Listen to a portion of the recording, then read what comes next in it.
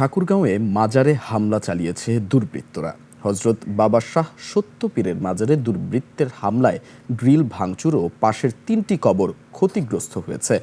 ভোরে স্থানীয় মুসল্লিরা ফজরের নামাজ আদায় করতে এসে এ দৃশ্য দেখতে পান। খবর ছড়িয়ে পড়লে এলাকায় চরম উদ্বেগ ও ক্ষোভ সৃষ্টি হয়। স্থানীয়রা জানান, মাজারে কখনো গান বাজনা বা অন্য কোনো অনৈতিক কার্যক্রম হয় না। তারা আশঙ্কা করেছে আসন্ন নির্বাচনকে কেন্দ্র করে এলাকায় অস্থিতিশীলতা সৃষ্টির উদ্দেশ্যে পরিকল্পিতভাবে এ হামলা হতে পারে। সদর উপজেলা নির্বাহী কর্মকর্তা মোহাম্মদ খাইরুল ইসলাম জানান, মাজারে দানবাক্স বা কোনো মালামাল চুরি হয়নি। প্রাথমিকভাবে ধারণা করা হচ্ছে ধর্মীয় উগ্রপন্থীদের প্ররোচনায় এ ঘটনা ঘটতে পারে। পুলিশ ঘটনাস্থল পরিদর্শন শেষে দোষীদের আইনের আওতায় আনার কথা জানায়।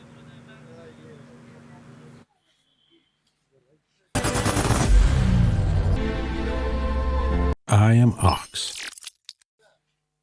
দানবাক্স একেবারেই অক্ষত আছে ওখানে, এবং এছাড়াও ওখানে এলাকাবাসীর বা ওখানে যে সংশ্লিষ্ট কর্তৃপক্ষ আছে তারা যারা বলতেছেন এবং আমরা যারা দেখেছি সেটা হলো যে পাশাপাশি 3টা কবর আছে, ওখানে কিছুটা ভাঙচুর করা হয়েছে।